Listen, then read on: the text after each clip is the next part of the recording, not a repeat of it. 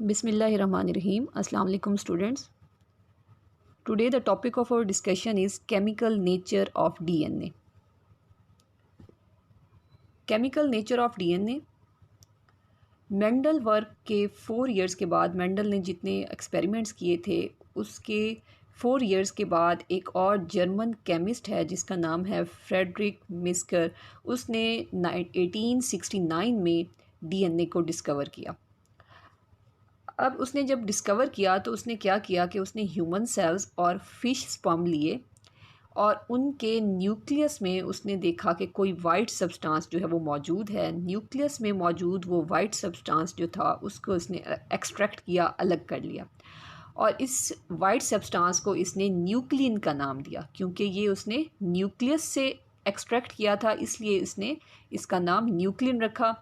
और उसके बाद जब इसकी केमिकल नेचर को देखा गया तो उसने ये कहा कि ये जो न्यूक्लियन है ये एसिडिक इन नेचर है, एसिडिक प्रॉपर्टीज़ रखता है।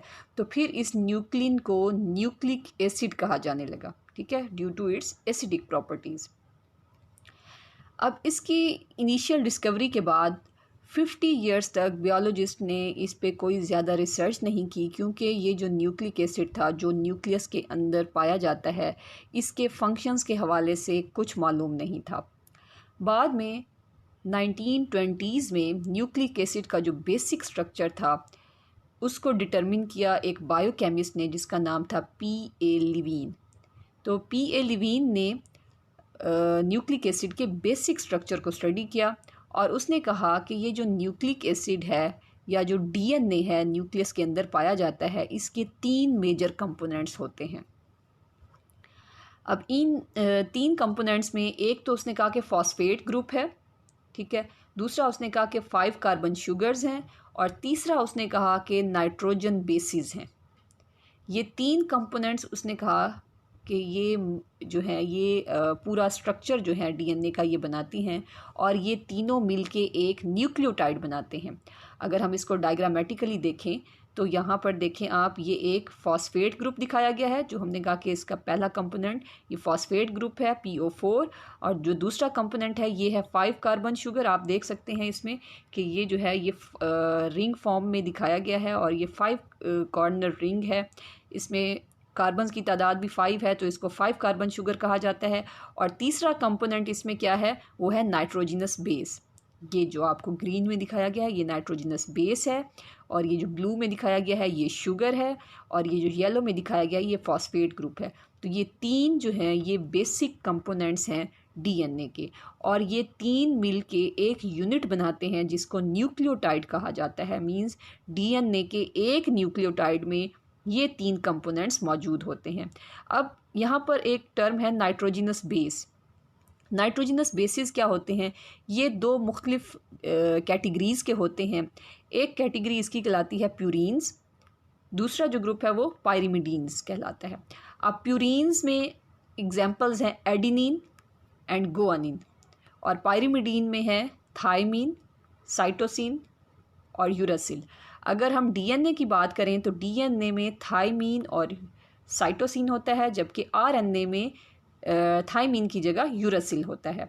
तो अब ये प्यूरीन्स या पायरिमिडीन्स क्या हैं स्ट्रक्चरली हम देखते हैं कि हमने बात की कि ये दोनों क्या हैं, ये प्यूरीन्स और पायरिमिडीन्स ये नाइट्रोजनस बेसिस हैं। अब इनमें डिफरेंस क्या है कि स्ट्रक्चरली आप देखें कि एक प्यूरीन का ये जनरल स्ट्रक्चर दिखाया गया है और ये पायरिमिडीन का जनरल स्ट्रक्चर है। तो प्यूरीन जो है ये डबल रिंग स्ट्रक्चर है, एक इसमें 6 रिंग स्ट्रक्चर है और दूसरा इसमें 5 कॉर्नर रिंग है। और जबकि पायरिमिडीन जो है इसमें एक ही रिंग पाया जाता है जो कि 6 कॉर्नर्ड रिंग है। तो प्यूरीन में हमने कहा कि 2 इसकी आगे टाइप्स हैं, एडिनिन है और गुआनिन है, ठीक है, ये दोनों क्या हैं, ये प्यूरीन है। जबकि पायरिमिडीन जो है वो 3 टाइप्स के हैं, इसमें साइटोसिन है, यूरासिल है और थायमीन है। ये तीनों आप देखें तो ये क्या है, ये सिंगल रिंग स्ट्रक्चर हैं ये तीनों। अब डीएनए में 4 इस तरह के नाइट्रोजनस बेसिस पाए जाते हैं, 2 प्यूरीन और 2 पायरिमिडीन। 2 प्यूरीन कौन से, एडिनिन, गुआनिन और पायरिमिडीन में साइटोसिन और थायमीन, ये डीएनए में पाए जाते हैं। जबकि आरएनए की बात करें तो आरएनए में एडिनिन गुआनिन के साथ साइटोसिन और यूरासिल पाया जाता है। आरएनए में थायामीन नहीं होता बल्कि यूरासिल होता है, जबकि डीएनए में यूरासिल नहीं होता, थायमीन होता है। Levine concluded that DNA and RNA molecules are made up of repeating units called nucleotides. अब लिवीन ने ये कहा कि डीएनए का स्ट्रक्चर हो या आरएनए का स्ट्रक्चर हो, उसमें न्यूक्लियोटाइड जो इसका यूनिट है वो पाया जाता है, और यही न्यूक्लियोटाइड यूनिट जो है उसमें रिपीट हो रहा होता है और रिपीटेडली वो एक चेन बनाता है।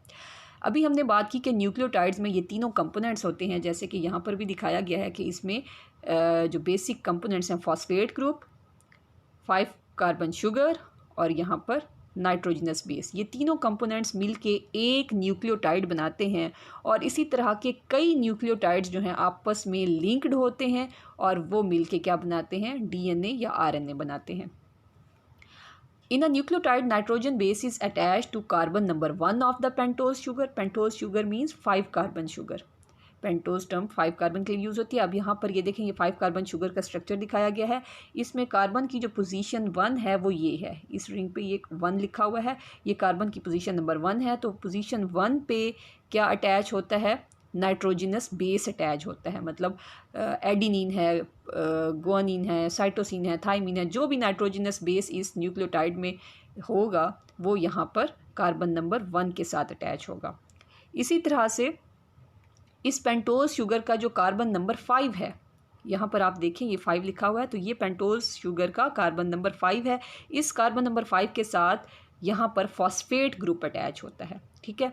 तो ये पेंटोज शुगर है, पेंटोज शुगर के कार्बन नंबर 1 के साथ नाइट्रोजनस बेस अटैच्ड है, जबकि इस पेंटोज शुगर के कार्बन नंबर 5 के साथ फॉस्फेट ग्रुप अटैच्ड है।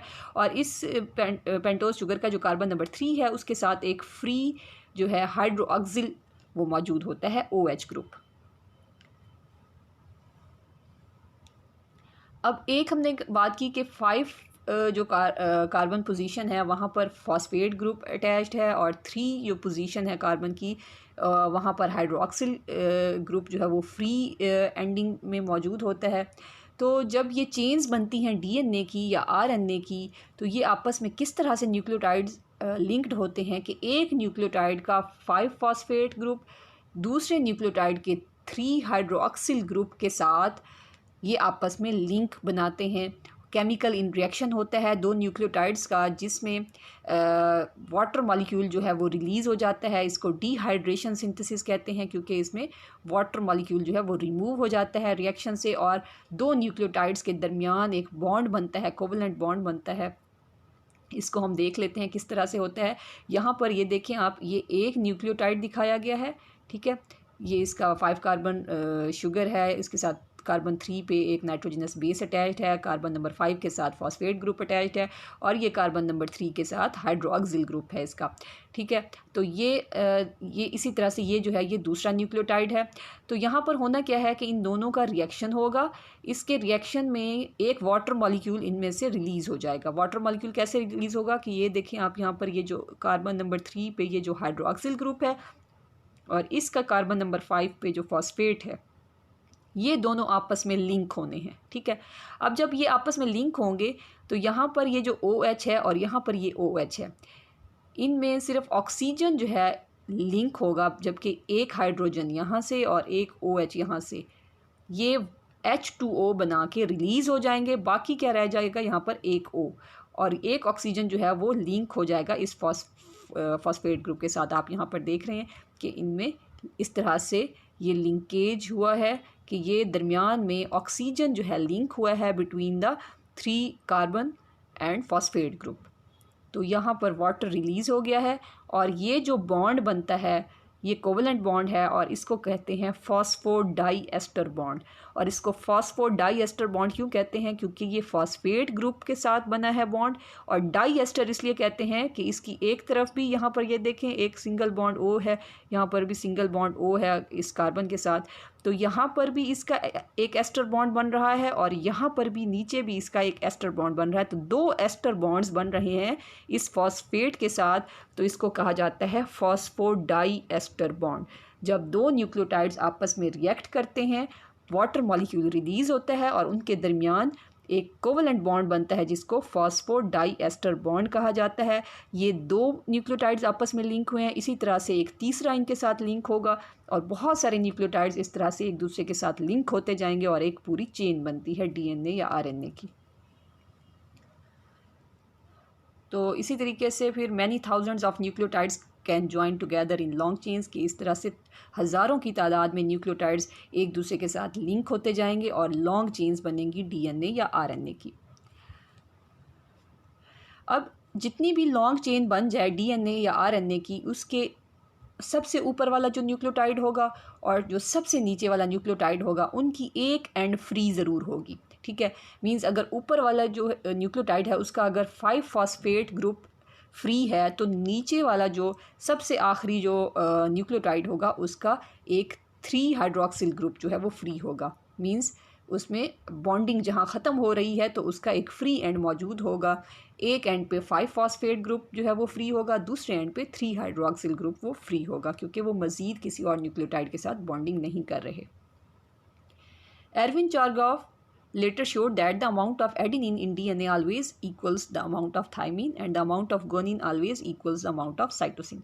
बाद में एक और साइंटिस्ट ने एरविन चारगॉफ ने ये देखा कि डीएनए में जितनी तादाद एडेनिन की है उतने ही थाइमिन मौजूद हैं और जितने गुआनिन हैं उतने ही साइटोसिन मौजूद हैं।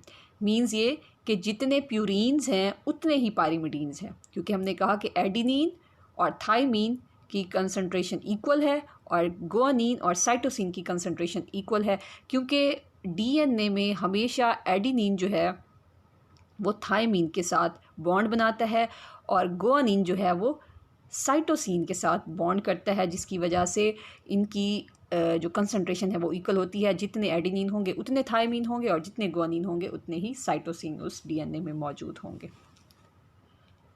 The significance of the regularities pointed out by Chargaff became obvious when a British chemist Rosalind Franklin carried on an X-ray diffraction analysis of DNA। उसके बाद रोजलिंड फ्रैंकलिन ने एक्स-रे डाइफ्रैक्शन एनालिसिस की DNA की, जिसमें उसने क्या किया कि डीएनए मॉलिक्यूल को बम्बार्ड किया एक्स रेज़ के ज़रिए। ठीक है, उस पर एक्स रेज़ जो हैं वो अप्लाई की और एक्स रेज़ जब भी वो किसी एक एटम के साथ जाके टकराती थी तो वहाँ से वो एक्स रेज़ जो हैं वो बेंड हो जाती थी, डाइफ्रैक्ट हो जाती थी, जिसकी वजह से इसको एक्स रे डाइफ्रैक्शन एनालिसिस का नाम दिया।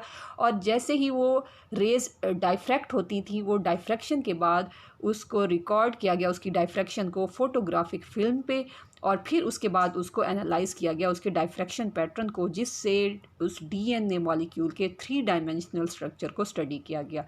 अब इस डाइफ्रैक्शन एनालिसिस से पता चला कि ये जो डीएनए है ये हेलिकल शेप में मौजूद है। ठीक है, ये एक्सपेरिमेंट जो है ये किया गया laboratory of British biochemist Maurice विंकलिन हु प्रिपेयर्ड डीएनए फाइबर्स। तो वहाँ पर ये एक्सपेरिमेंट जो है एक्स-रे डाइफ्रैक्शन का ये किया गया और डाइफ्रैक्शन के रिज़ल्ट से ये पता चला कि डीएनए जो है ये हेलिकल शेप में मौजूद है। जैसे ये आपको शेप दिखाई गई है, ये डीएनए हेलिक्स कहलाता है। ठीक है, इस तरह से डीएनए की का स्ट्रक्चर होता है।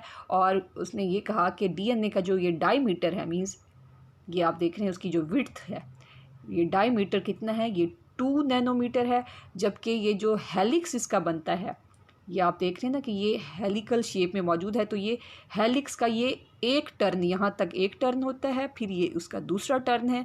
तो एक टर्न की जो लेंथ है वो है 3.4 नैनोमीटर।